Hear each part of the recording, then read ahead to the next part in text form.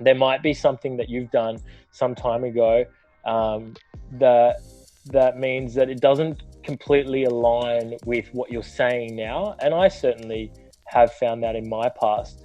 But that's a good measure of your growth. And if you can still stand up in the limelight and still talk about the issues that you believe in today, not the things that you did in the past, and you can still acknowledge the things that you've done in your past whilst promoting the things that you believe in today, I think that's even more powerful, because it just shows everyone that you don't have to be this cardboard cutout from the start. You don't have to fall into that line all the way through to your adulthood. You can be a certain way as a kid because you're impressionable and you're influenced by others around you, like we said before, your peers, and you can still come out a changed man and look back not so much in regret, but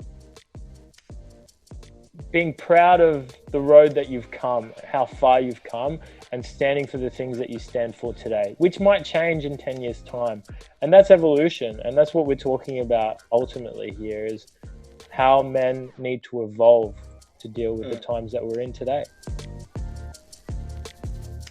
Welcome to another episode of Couple of Lattes. Today I get to sit down once again with my friend Victor. This is a two-part podcast. The first part is on detoxifying masculinity, and the second part is on the mask of masculinity.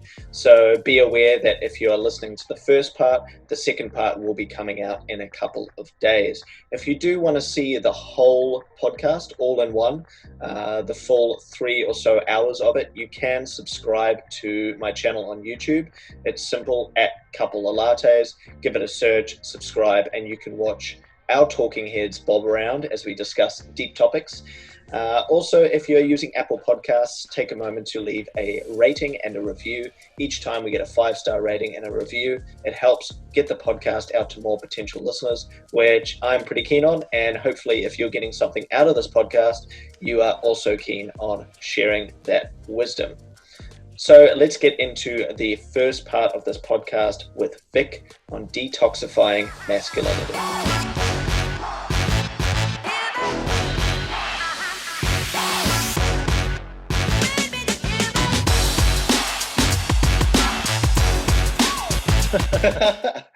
Awesome. Hey, bro, I want to kick off by asking you. Obviously, we chatted the other day about mental health in general, and we came up with a couple of topics. This one being detoxifying masculinity. So I kind of want to get some context there. Like, why is mental health so important to you? Mental health is really important because um, it's something that's not talked about very often, particularly amongst men.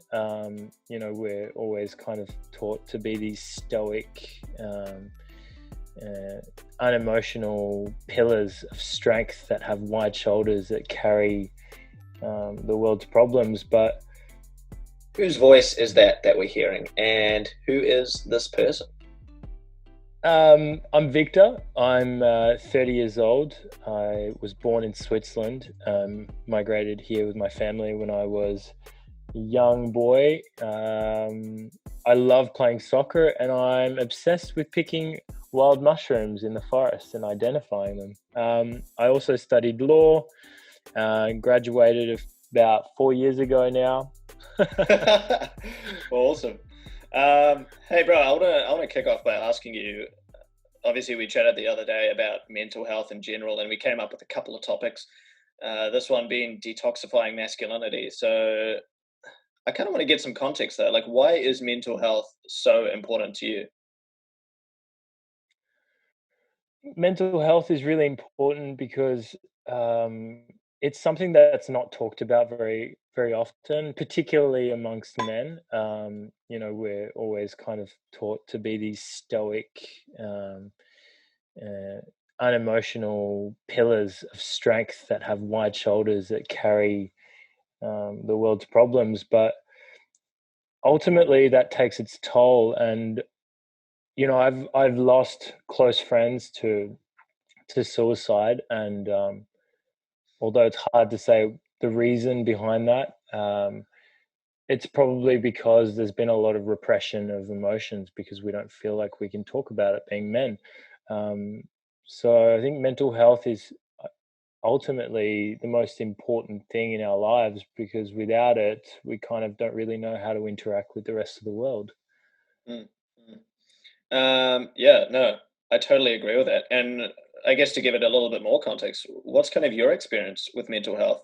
Would you say that you're someone who's suffered from, even if it's like temporary moments of depression, or I kind of just want to understand your experience with mental health illnesses, or maybe even moments of depression in your past? Yeah, I feel as though, from coming out of school, being a young man, we experience a lot of different emotional instabilities at different times in our lives, and that could include high levels of anxiety, high levels of depression, um, and I guess uh, over time, to try and not get bogged in that moment and just feel that emotion, uh, allow it to wash over you in a way, and not let it define you as a person. You don't have to be depressed. You can experience depression, and you don't have to be an anxious person. You can experience moments of anxiety. And I suppose learning to think about things that way has really allowed me to keep pushing forward through what have been difficult moments in my life. Having left school at quite a young age because I really, really didn't like school. I was getting bullied a lot. I was dropped into a public school in North Queensland, uh, and I experienced a lot of racial vilification. I being because of the color of my skin, because the fact that I didn't speak English, coming from another country, I was just a foreign object for kids. And the kids can be unforgiving, but at that age, it's a product of how they've been raised. It's not their fault per se. But I just didn't know how to manage it, and I hated it so much that I ended up dropping out of school at quite a young age, and then that led to a lot of anger in me, which took years and years to work out of me. And coming out of it now, I'm happy to look back at it all and say, well, I've made some bad decisions, but I've come back from that, and ultimately that's the measure of who you are, how you bounce back from adversity. Mm, mm, mm. And how important do you feel? Um, how important do you feel it is to have like mentors that show, I guess, in an essence, to bring it back to the topic of detoxifying masculinity, how important do you think it is to have mentors that show you how to be like a good man, show you how to be stoic, but at the same time comfortable with sharing your emotions, and show you how to be masculine, masculine in certain aspects, and then in other aspects to kind of tone down that level of masculinity? How important are mentors? Well, I mean, particularly at a young age, I think mentors are very important. I think at a young age, you're very impressionable. You look to those around you, whether it's your friends, your family, older brother, parents, uncles, aunties, grandparents, and you kind of you absorb what it is that they're putting out into the world, how they're interacting with other people. Um, and certainly, if you're around men that are um, you know speaking to people in a certain tone, or being aggressive towards women or children, you start to maybe normalize that, and that's a really, I think, it's a really ancient way of thinking, I think, and we need to move past that now, and and grow in our emotional intelligence, because if we don't uh, if we don't have the right people around us to guide us in the right way, uh, the road to come back from that is going to be a million times more difficult. Mm, mm, um, So, as you say, we can still be these masculine, stoic men, um, without repressing our own emotions, and without having to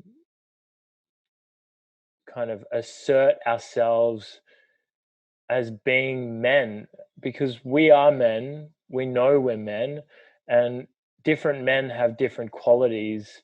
Uh, some have more feminine qualities than others. And just as our physiological makeup is different, one person to the next, our emotional makeup is also different. And some people have, uh, are stronger in one emotional area of their being than they are in others. And it's just a matter of working on that, rather than just thinking this is a cutout shape of what I'm supposed to be, and I need to fit within that in order to fit in with my peers and my friends. Mm, mm, mm. Yeah, I've got a couple thoughts on this, and you and I kind of talked about it last time we caught up. But the first one I wanted to address is this idea of toxic masculinity as a kind of phrase that's used to identify the behavior of men who do show like really toxic behavior. And I'm totally against that, to set the record straight. The thing that annoys me about labeling masculinity as a whole as toxic, and I'm not saying that there's a lot of people who push this out there. Unfortunately, in the world of social media and the world of the internet, as soon as one sort of catchy title goes out into the internet, even though there's probably no sort of backing or research behind it, it just gets pushed out to millions and millions and billions and billions, to quote the way Donald Trump does things, billions and billions and Mm, billions. mm, um, mm. I don't know if you see Please that don't video. ever quote Donald Trump again. Yeah, yeah.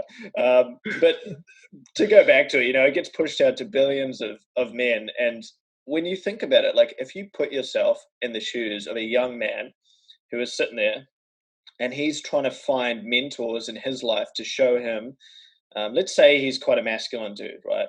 And what he's searching for is mentors in his life. Maybe it's fathers or brothers, or in the world of the internet, maybe it's personalities on the internet to show him what it looks like to be a respectful, good man who contributes to society, who cares, who loves, but also is stoic when he needs to be, is strong when he needs to be.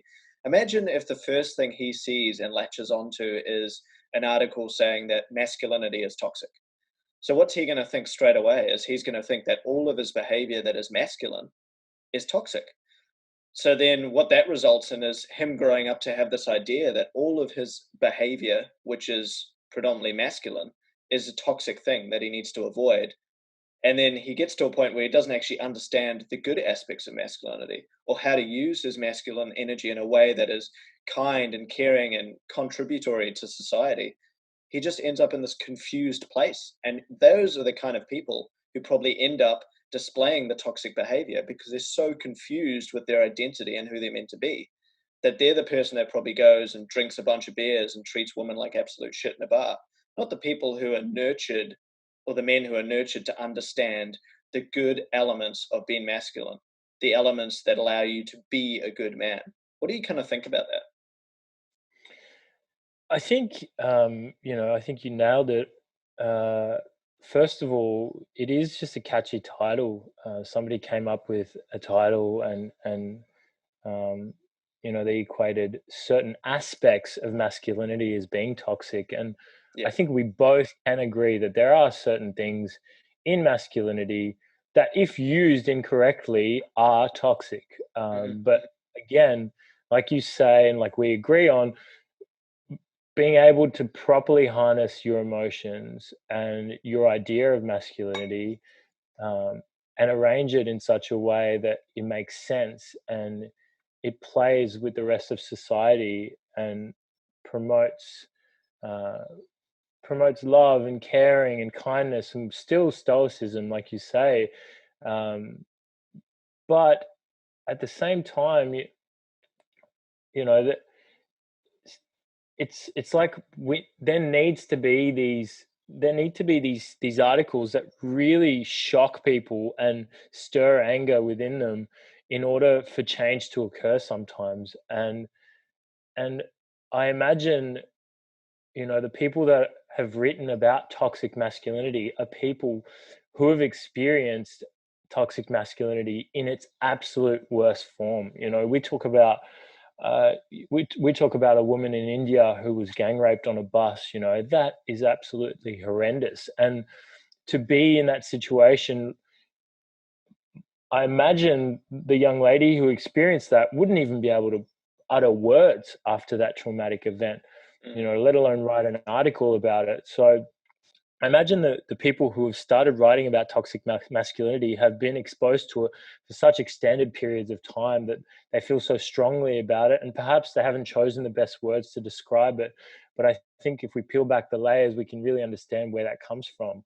mm, And there is this kind of olden way of doing things, this old way of doing things, and you know, being this breadwinner figure in a family is your role, you know, and that comes from being a Neanderthal, that men went and hunted, you know, and the women went and gathered, and that's ultimately where that idea comes from. But that idea has massively changed now, um, and we live in a world where we're not hunting for our food, you know, and men can easily go to the supermarket just as women can go to the supermarket, you know. And so this idea of hunter gatherer, it doesn't exist anymore.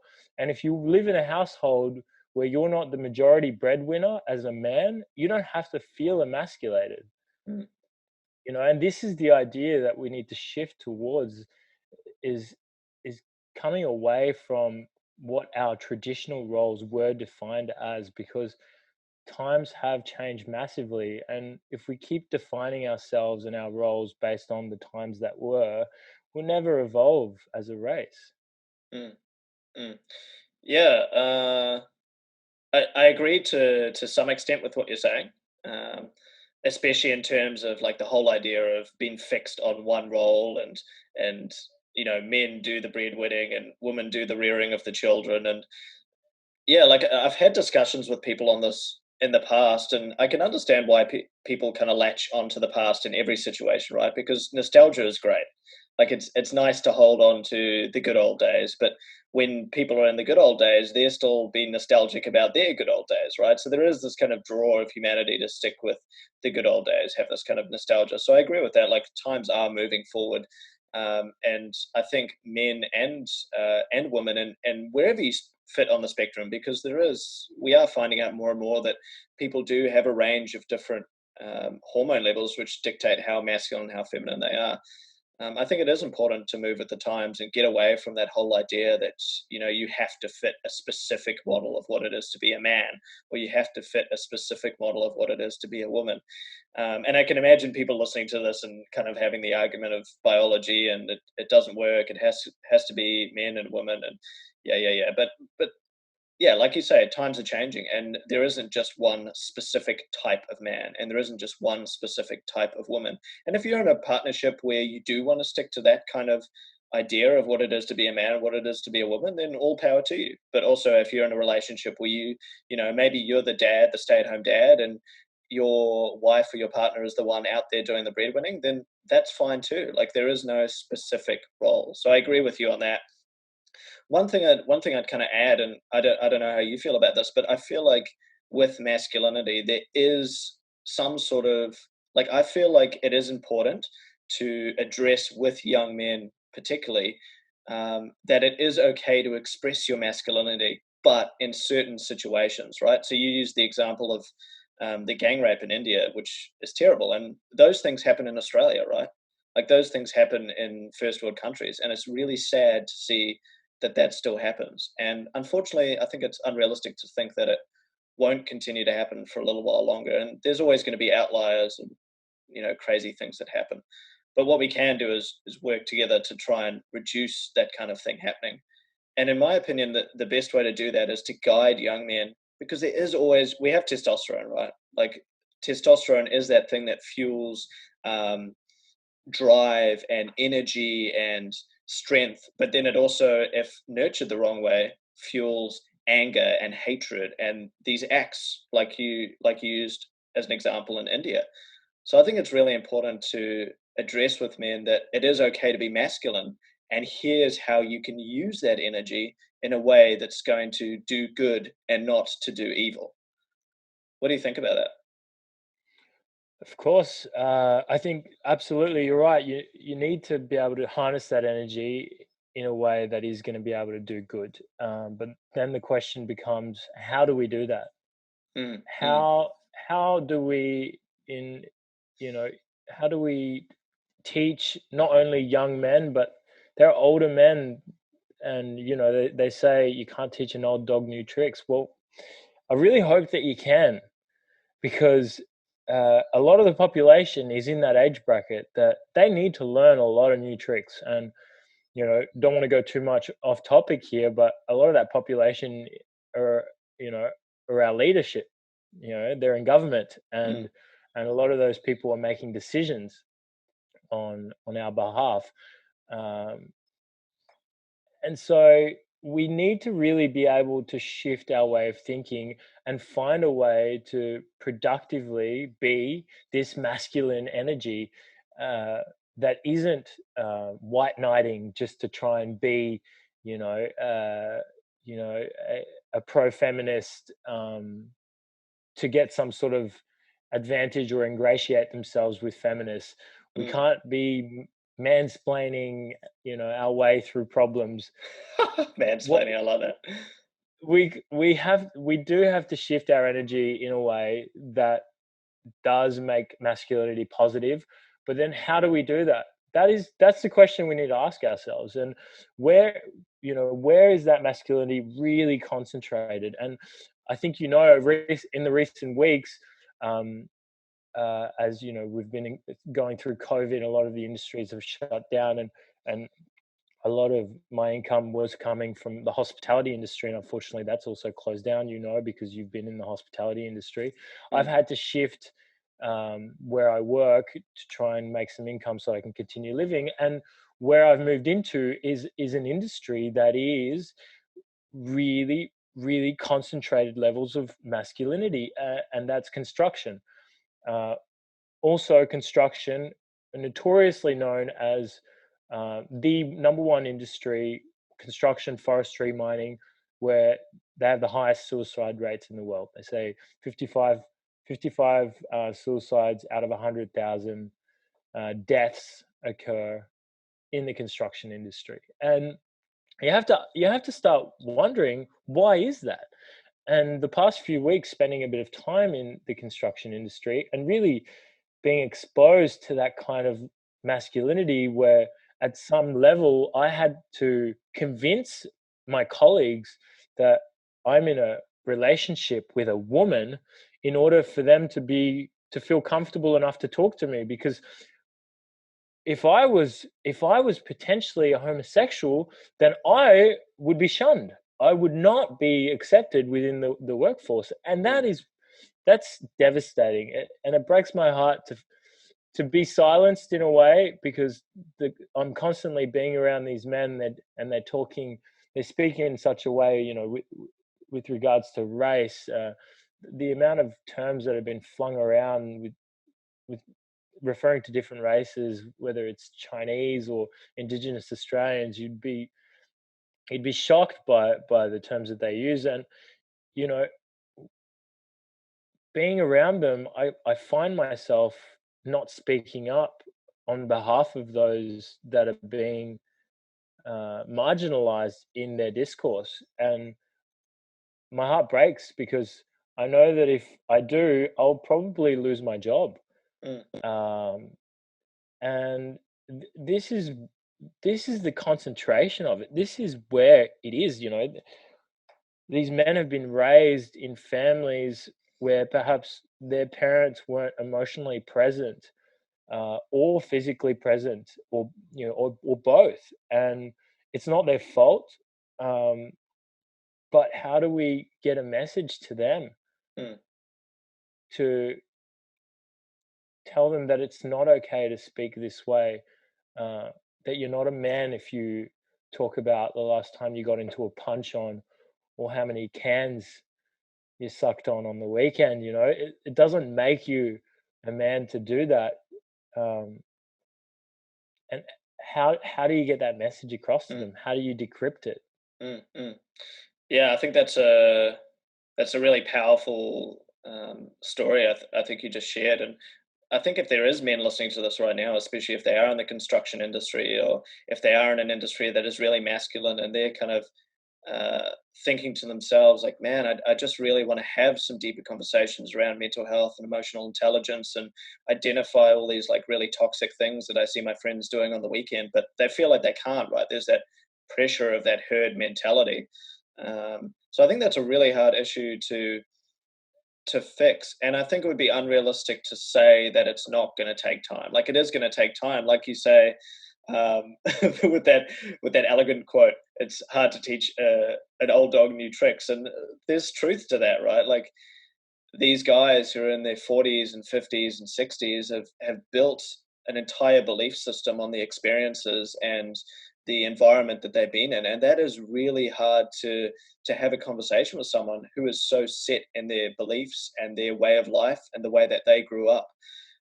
So I think it's unrealistic to think that it's not going to take a bit of time. But to kind of take a step back a bit, what you mentioned before about having those articles and those shock factor where you're sitting there reading about, say, toxic masculinity, for example, and you're hearing a story of these women who are just completely dehumanized by groups of men. I think it is important to feel that and to empathize with that as a man, and then to move into having conversations like you and I are having today, right? To actually talk openly about it in a manner that slowly becomes the norm. Because what we're doing by having these conversations, and I was talking to you before we started recording about this guy Gabe who runs Haymate, which is essentially a group on Zoom where a bunch of guys, and the group that I was with, there was tradies and there was computer scientists and there was guys in their 50s and then guys who were, younger than 20, all sit together and have a conversation like you and I are having today about what it is to be a man, what it is to be a man who can be stoic but then also emotionally intelligent at the same time, what it's like to be a man who stands up to his friends who are showing really toxic behavior and treats women with respect, and not just women with respect, but everyone with respect.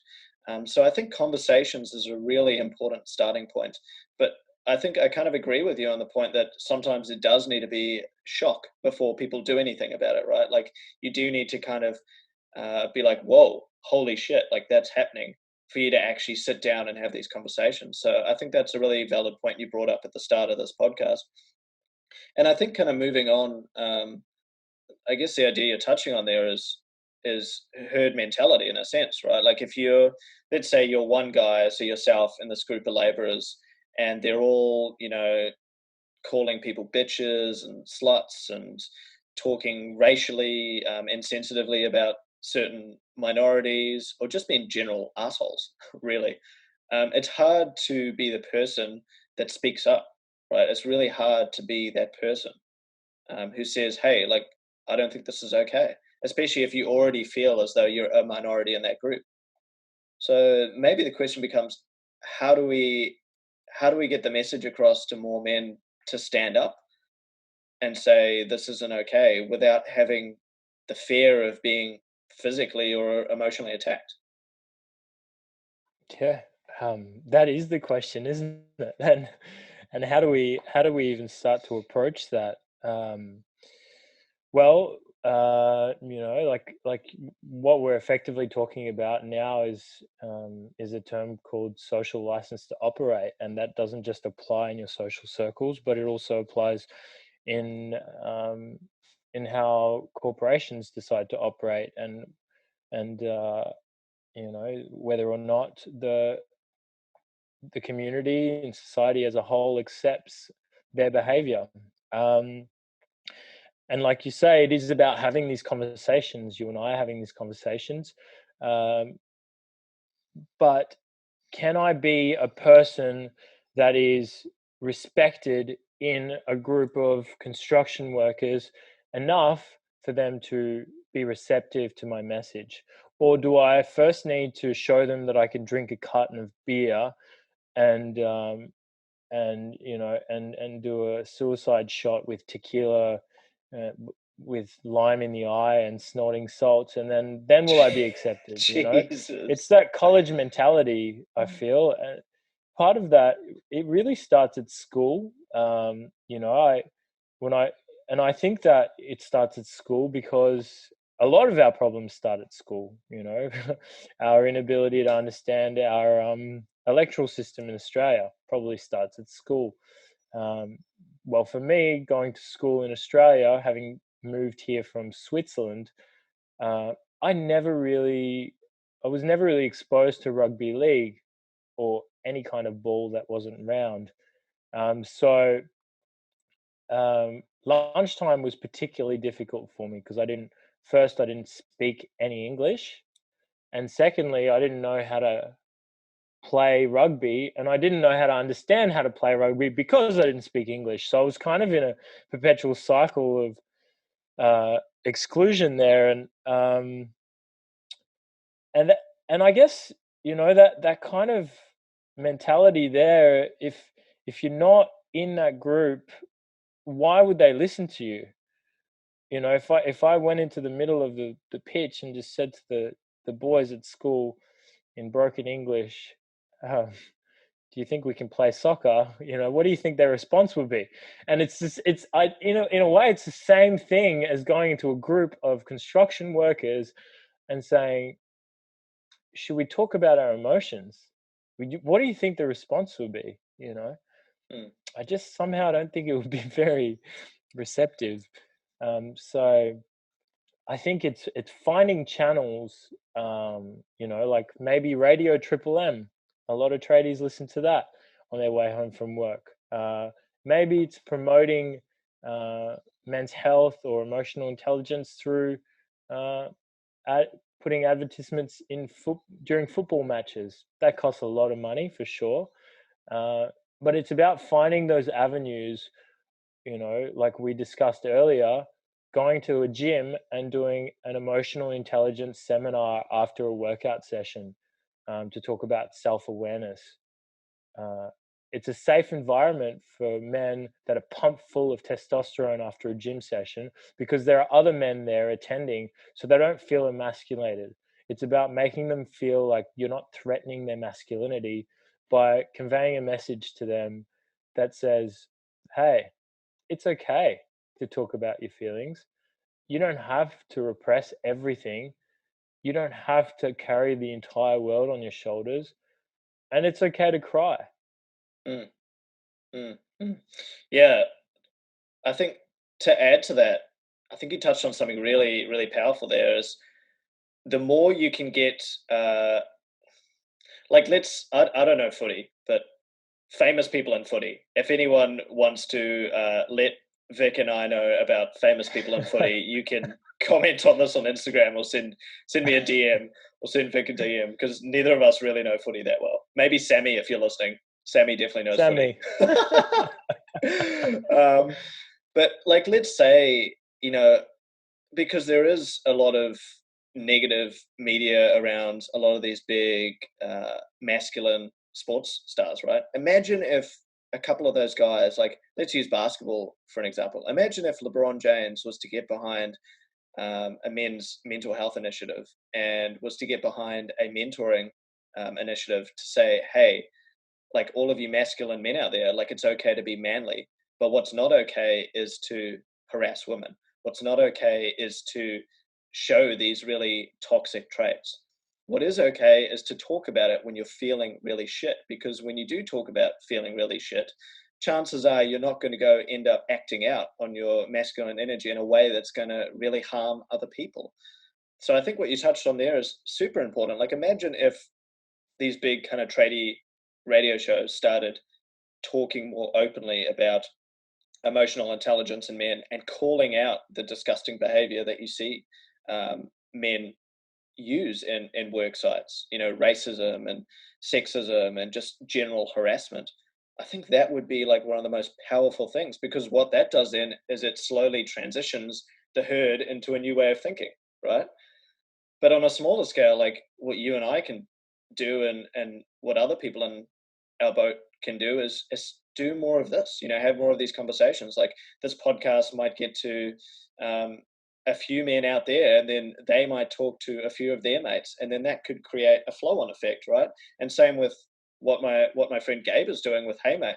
The more of those conversations they have, and the more kind of tradies or computer scientists or boomers get involved with those conversations, they might find the bravery and the strength to talk to their friends about it, or even just walk away and basically say, your behavior isn't something I want to be around. That might empower more men, right? So I think the big scale stuff, that's the dream, right? To be able to have this kind of open scale conversation. And I think people like Joe Rogan's podcast, for example, you know, people of that kind of scale already are having these kind of conversations, already are kind of attacking these really hard to talk about issues. Mm. So we need more of those kind of conversations, right? And more of those kind of big level um, masculine sports stars and actors coming out and saying, hey, dudes, it's okay to cry about something. It's okay to say I'm not feeling okay. So yeah, what do you kind of think? Do you have any kind of more points on that one? I I completely agree. I would love to think that some of these huge stars, influential men and women, are able to talk about this subject openly. What I am afraid of, though, is we all know that people have pasts. You know, everyone has a past. The past is just that. It's being able to look at it retrospectively and seeing how much you've grown on your gradient, how far you've come from your past. And it would be nice to think that if these sports stars came up and they've moved on from their past, as I have, as you have, we've grown from. We look at the decisions we made when we were kids, and we think, "Geez, I can't believe I said that. Just I can't believe I did that. Was Mm, I really that kind of person?" How many times do you do that? You look at yourself and go, "Wow," and you kind of have this internal like cringe where you're just like, "Ooh." If I saw that today, I would actually be mm, repulsed by that. I just hope that if a lot of the if stars come out and talk about this subject openly, they aren't grilled by the media by something that they did 20 years ago, you know? And that is very likely to happen because when you're in the limelight, there might be something that you've done some time ago um, that means that it doesn't completely align with what you're saying now. And I certainly have found that in my past. But that's a good measure of your growth. And if you can still stand up in the limelight and still talk about the issues that you believe in today, not the things that you did in the past, and you can still acknowledge the things that you've done in your past whilst promoting the things that you believe in today, I think that's even more powerful because it just shows everyone that you don't have to be this cardboard cutout from the start. You don't have to fall into that line all the way through to your adulthood. You can be a certain way as a kid because you're impressionable and you're influenced by others around you, like we said before, your peers, and you can still come out a changed man and look back not so much in regret, but being proud of the road that you've come, how far you've come, and standing for the things that you stand for today, which might change in 10 years' time. And that's evolution. And that's what we're talking about ultimately here is how men need to evolve to deal with the mm, times that we're in today. mm, mm. Yeah, I think that's really powerful what you just said, bro. And you know what? I'm gonna start the ball rolling for anyone listening here. I've already shared my truths plenty of times, but I'll share it again. In terms of the toxicity in my behavior when I was younger, like I cheated on ex-girlfriends multiple times. I called girls bitches and um, whores when they didn't kind of, I guess, interact with me in the way I wanted to. Like I did really bad things when I was a younger man. And that's part of growing up, right? And I'm not proud of it at all. But I think it's really powerful to be able to sit here and acknowledge that, I've had a past and I've done things that I'm not proud of, but I'm growing and I'm learning and I can now sit here and proudly say I'm a better man. I'm a good man. And I think that's powerful. Imagine if stars were able to do that. But then on the flip side as well, and I think if someone came at it like that and said, "Hey, look, I've done stuff in my past and I'm not proud of. This is what I've done. This is not who I am now, and this is not the kind of behavior that I would encourage people who look at me as a mentor to do, right? But on the Mm. flip side of it as well, you've got this kind of outrage culture on social media where people do tend to want to drag up the past and smear people, where they kind of come from just a place of anger, and that's not helping the issue either, right? Like if someone is to have the bravery to stand up there and say, hey, look, I've done terrible things in my past that I'm not proud of, and I'm becoming a better person, uh, like those are the kind of people that you want to support, because those are the people that are going to influence other men to become better. What do you kind of think about that?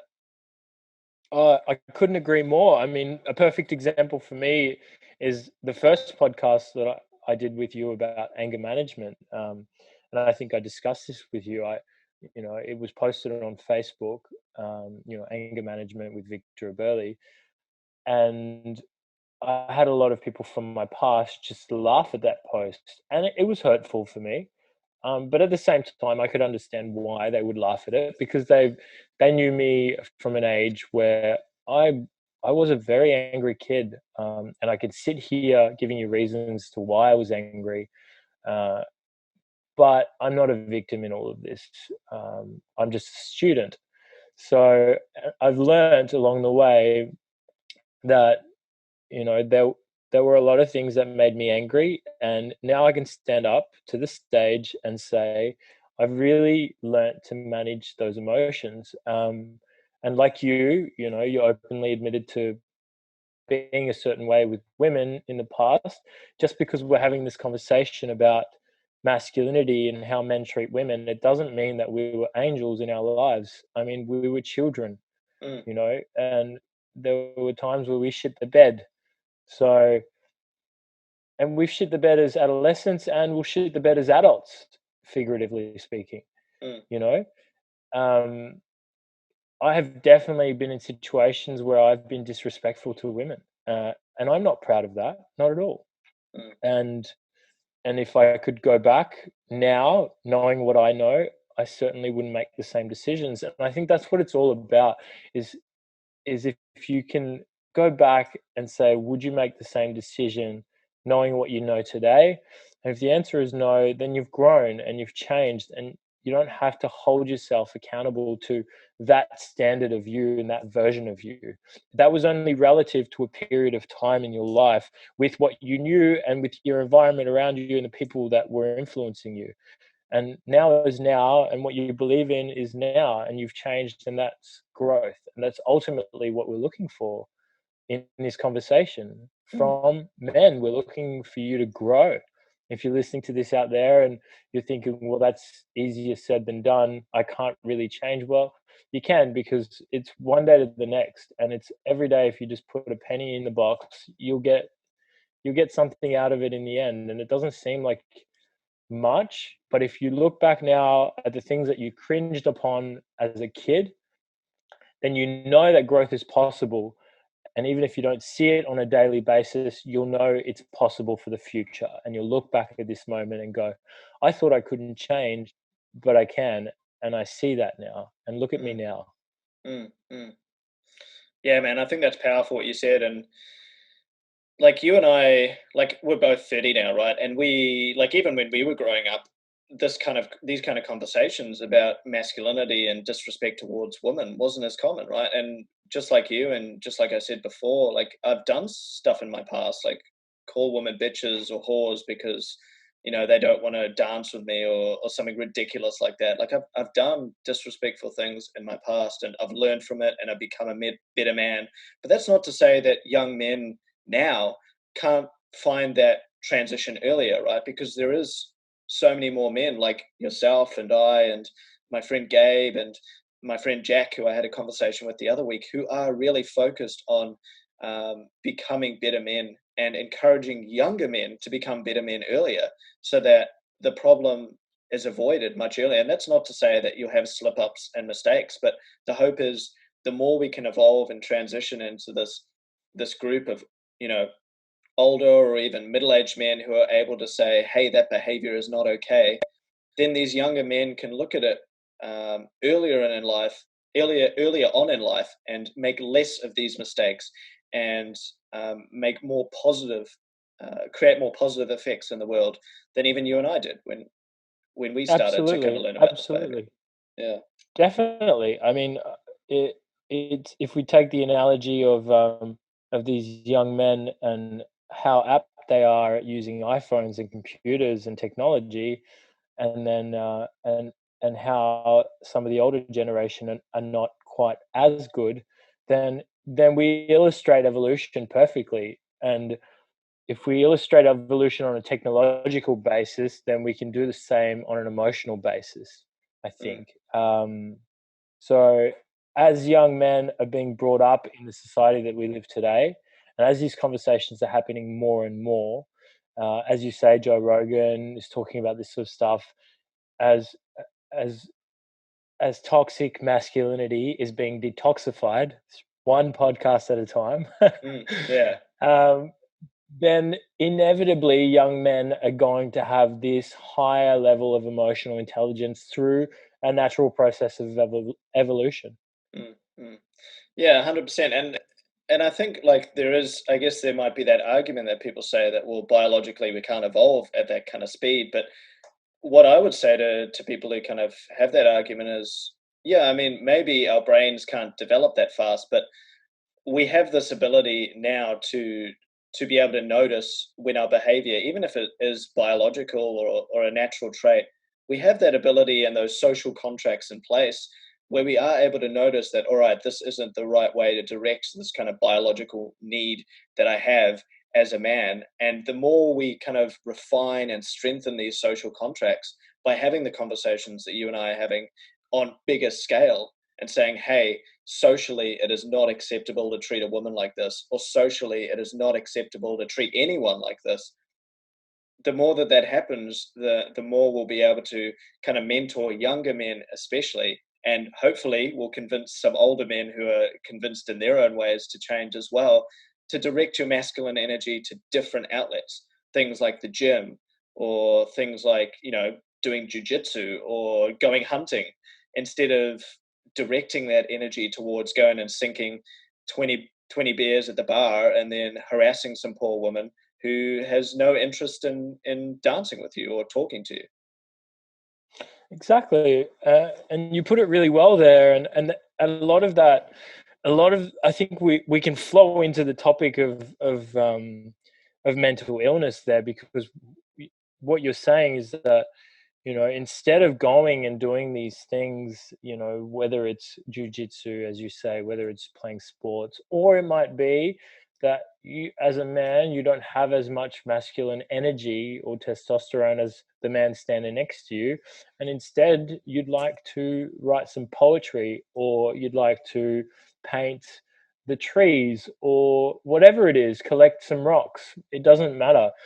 Um, Instead of going and, you know, drinking beer or doing drugs, which I think are things that a lot of men are pushed to because they're not able to properly articulate their emotions. Mm. Uh, And they go they're throughout. trying to fit a norm as well to some sense, right? It comes back to what you were saying at the start of this stereotypical male, and if that's the only thing that men know is what they're meant to be, then they're going to keep trying to be something that they don't actually identify as being.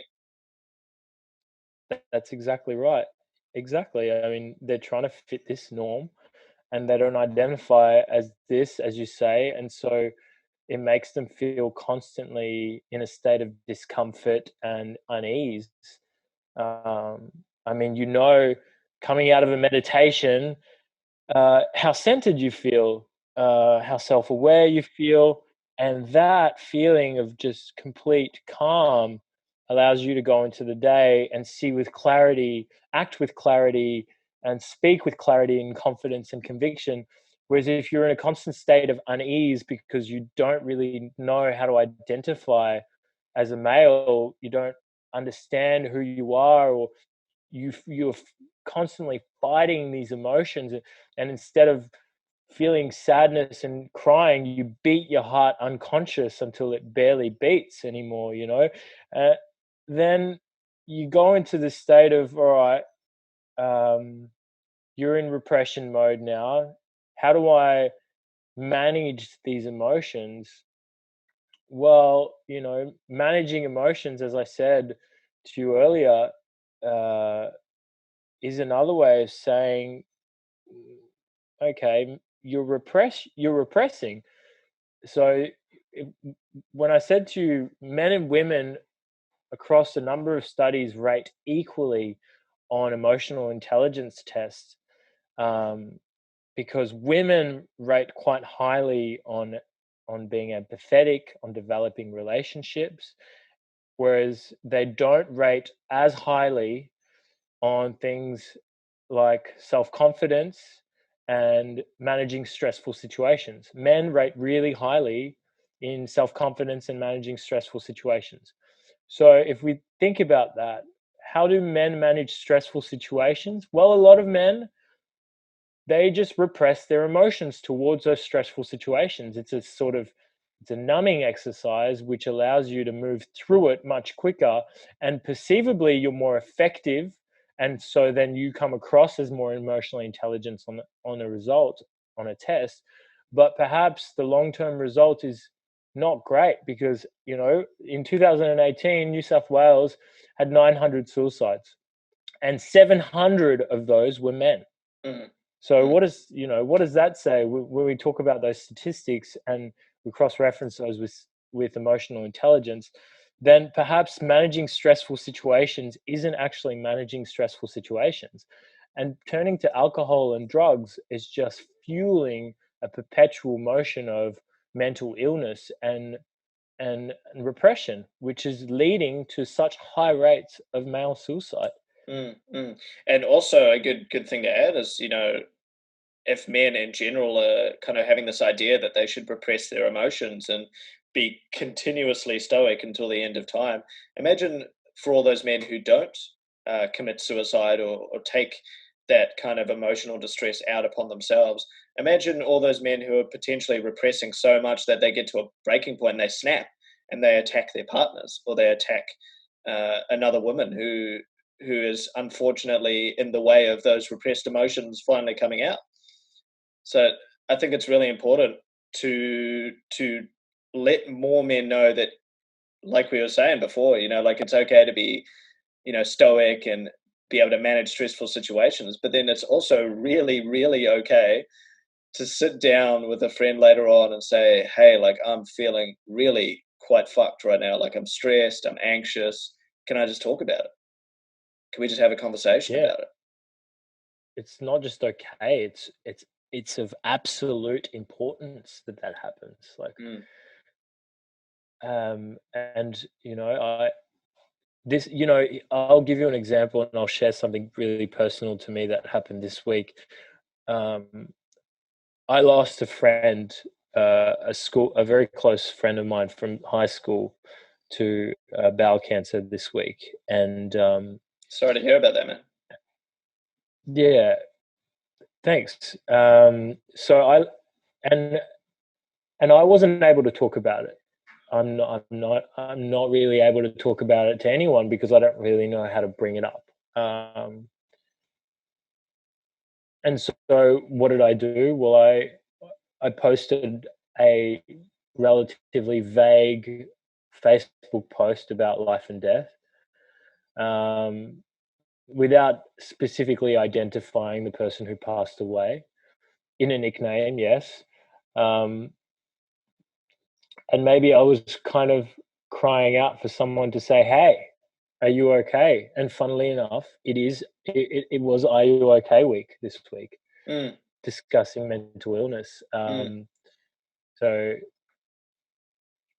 it's, you know, for someone who I would say is emotionally intelligent as a man, I even struggle with this sort of stuff. Mm. And dealing with death, I just revert to a logical and rational approach to death, and that's simply that, well, it is part of the life cycle, Mm. um, and it's inevitable.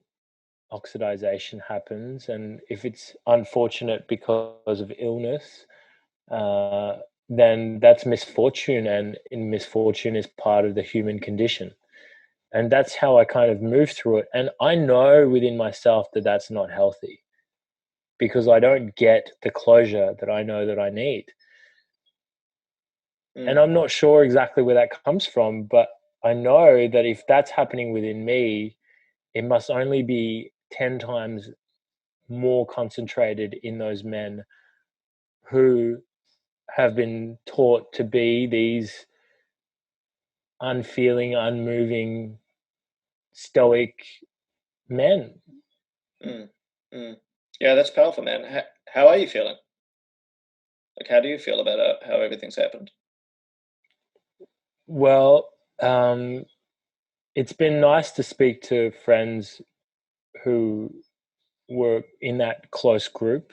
We reminisced about the times that we would come home from school and go and do some backyard boxing, or we played King's Cup, or we'd go cliff jumping. And that was really nice, because a lot of those friends we kind of lost touch, and we weren't, as you know, when you grow older, you don't hold the same group of friends as close to you as you did when you were younger. But it was nice to really reminisce on those moments and all the good times that we've shared together, and celebrate his life effectively, while still recognizing the pain that his newly engaged fiance, must be going through, and the family, and and then my inability to go up to Queensland and actually attend a funeral.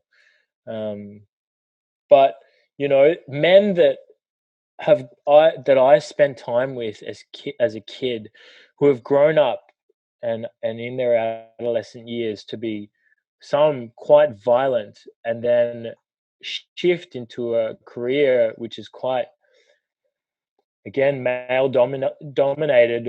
Like, two of them are cray fishermen, out on fishing boats. One of them is in mining, the other is in construction industry. To to hear some of their voices crack over the phone in sadness, and feel like it's okay to be weak for that moment, was really touching.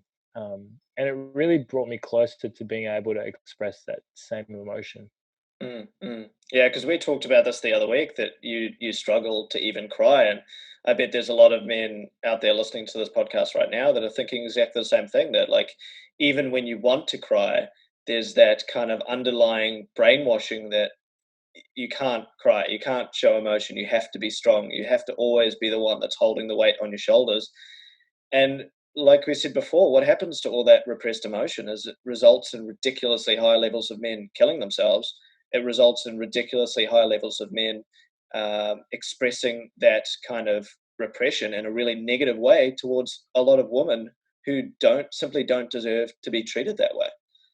And it's really interesting. We were talking about how, like, me, for example, like, I'm able to cry now, which I'm pumped about. I'm so excited about, and it's good to be able to talk about openly. Like, I'm happy to share this, but I still struggle with crying in front of other people. Crying in front of other women, funnily enough, I'm cool with, because there is that kind of emotional intelligence aspect with female friends of mine, where, like, they can sit there and understand that I'm being brave for showing that emotion. I'm being brave for, like, expressing the fact that I'm not always the strong, manly man.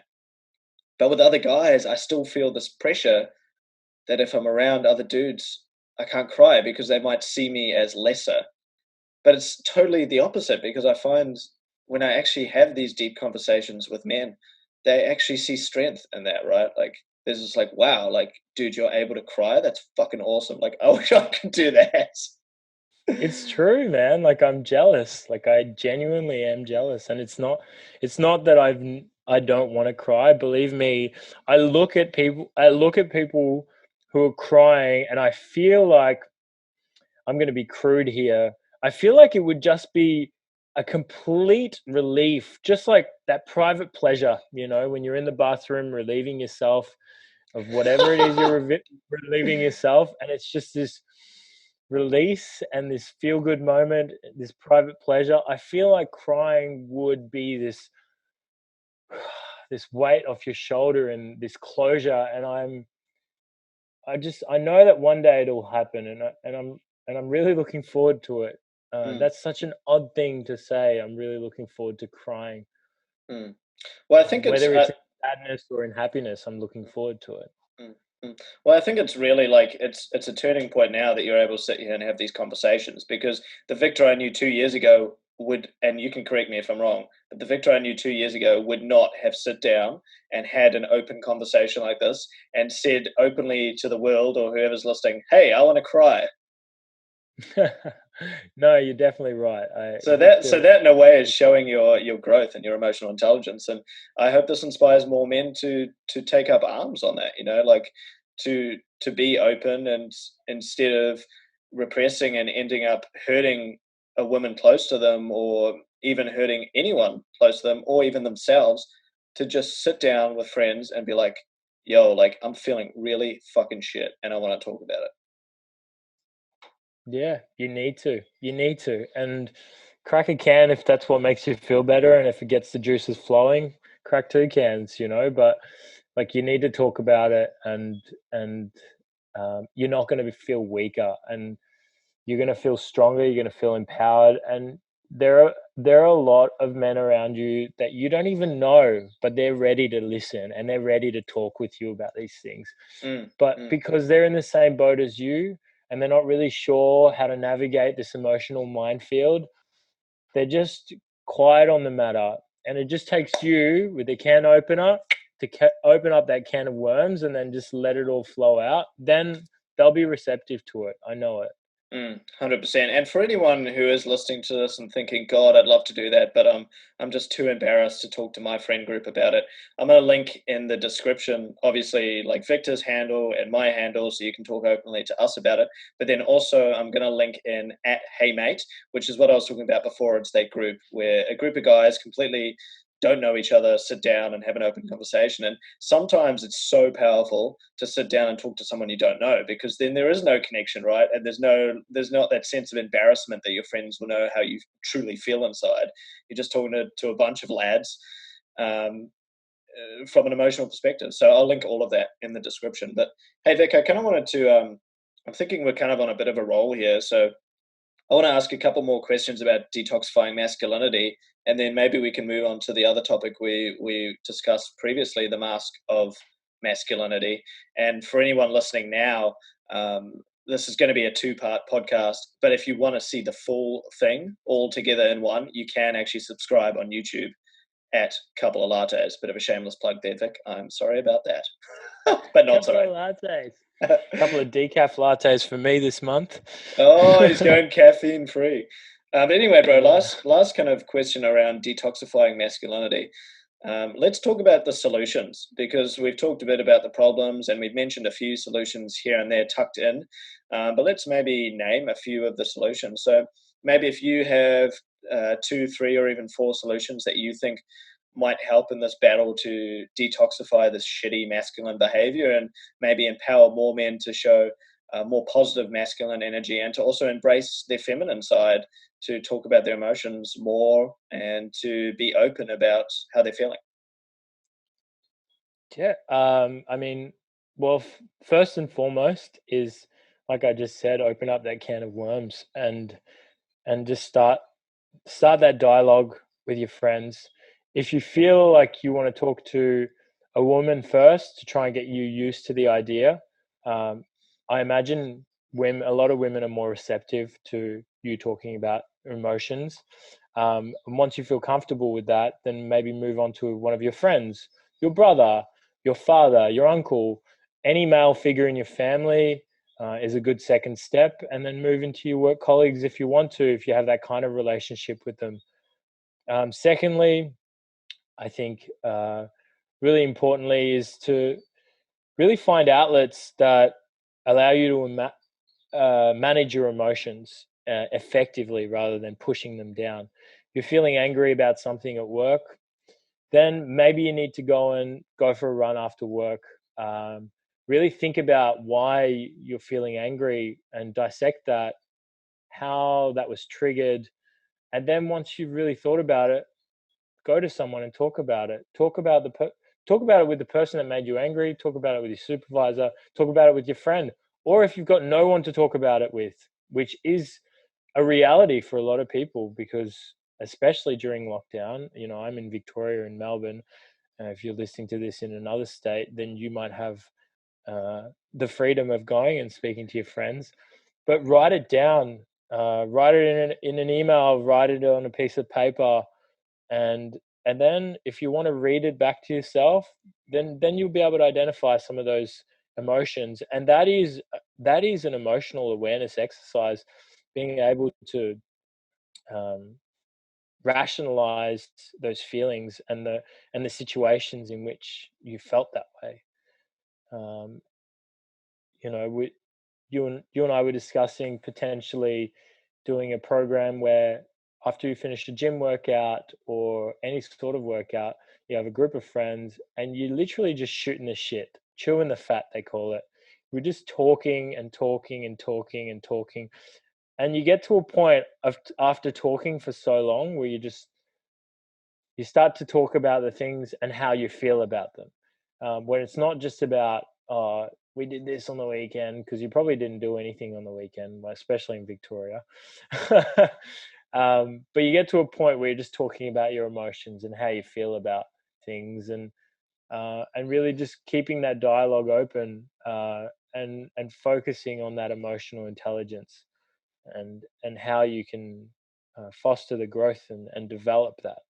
Mm, What mm. about you? What do you think? Some exercises that people can do. Yeah, I mean, I guess I'll start by coming at it from the masculine energy point of view. If you're sitting there and you're thinking of ways that you can express yourself as a man, like that's okay, but I think it's really important to distinguish what your outlets are for that, right?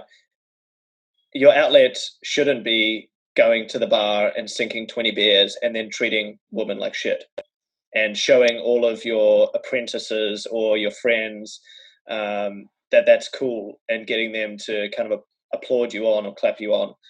That's not a good use of your masculine energy, and that's probably just going to leave you feeling really shit. I mean, let's be honest. Like, how many times have we gone on and gone out when we're younger? I know I did when I was younger. I went out, I was an asshole, I got way too drunk, got kicked out of a bar, and I felt terrible for days afterwards. So that's not really a good use of your masculine energy. So find the right outlets, right? We were talking about it before. If martial arts is something for you, then do some jujitsu. Or if going to the gym and pumping weight is something that allows you to be angry in a safe and pleasant environment, not pleasant, but you got the death metal music playing and you're lifting big weights. Like, there ain't nothing wrong with that, right? Like, that's a good use of No. your masculine energy. Or start a business, man. Start something you're passionate about. Like you said before, men have this capacity for stress management. So, what better way to Mm. direct your masculine energy than to start applying yourself to the things you're passionate about? Start a business. But then, when it comes to finding that balance with your more emotional side and your feminine side, start seeking out groups of men who are brave enough to seek that out as well, right? Like, maybe go do some yoga or get into meditation or make some more friends that are women friends, right? Like, you don't have to just be hanging out with women to hook up with them, right? Like, I am Yeah, so yeah, yeah. You don't need an agenda. yeah, and like I get it. Like, biologically, men are attracted to women, right? Like, there is times when we feel the sexual draw towards even friends of ours, but we're able to identify as just friends with women, guys. It's a myth that you can't be friends with women. Like, I am proud Yeah. to say that I have at least 10 friends that are women, and they are platonic friends. Like, it's cool. And of course, you might get those fantasies from time to time, or that kind of biological instinct that, oh, maybe like we can be more than friends. But you have the ability and the self-awareness to realize that someone is more important to you as a friend, right? So go out there and seek more female friends, because women do have this incredible ability to be emotionally intelligent. So use that to your advantage, and don't be ashamed to ask a woman for help when you're feeling really shitty or you don't know how to express your emotions. Absolutely. And what's really important as well is, as I said before, if we don't have anybody to talk to about any of these things, about these emotions, there are a lot of services out there like Lifeline, that you can just pick up the phone and call them. There are people dedicated to just being on a text line.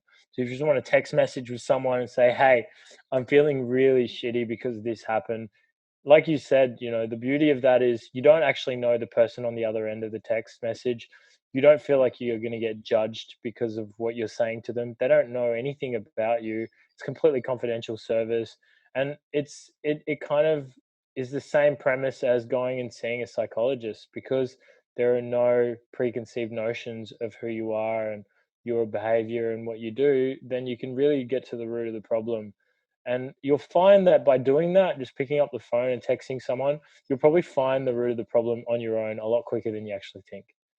Cool. So we've kind of had a discussion about some of these points that that men out there listening right now could apply today in their life, but let's kind of shorten it down so it's really easy and concise. And maybe whoever's listening on the other side, you can write down these next 3 points and start practicing them from today. Like, it's not something that you need to wait a week to do. You can start doing these things today. So Vic, do you want to kind of highlight maybe the first one in terms of what men can start doing today to kind of start detoxifying masculinity as such?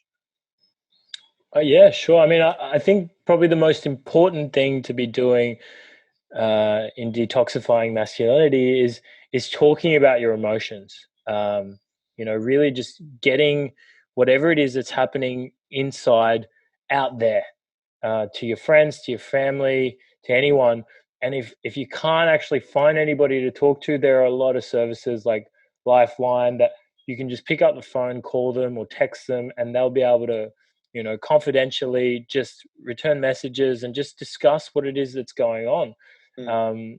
Just like if you go, like, okay, let's use this as an analogy. You go to the gym and you want to work out your muscles, your triceps or your traps or your quads. The only way that they're going to get stronger is if you constantly work at them, right? It's the same with emotions. And in emotional fitness, the only way you're going to get emotionally fit is by constantly working at that and by talking about your emotions with your friends, family, anyone. What do you think? 100%. 100%, man. And for anyone wanting to reach out to Lifeline, do not be ashamed. And I'll leave that number in the show notes. This isn't something that you need to be embarrassed about. It's just make the call. The people on the other side of the line are trained in a professional way to have the conversation. And it's probably going to be something that could potentially save your life. So never, ever be embarrassed to call out for help. So I'll leave that in the show notes. But I guess the second one I would point out is to seek out mentors. And that's both masculine and female mentors, right? Seek out male mentors who show every day with their own actions what it's like to be a good man. People who are potentially entrepreneurs, but also at the same time, they're kind, caring, and the things that they're creating are beneficial to a lot of people. Really cliche one, but people like Tony Robbins, right?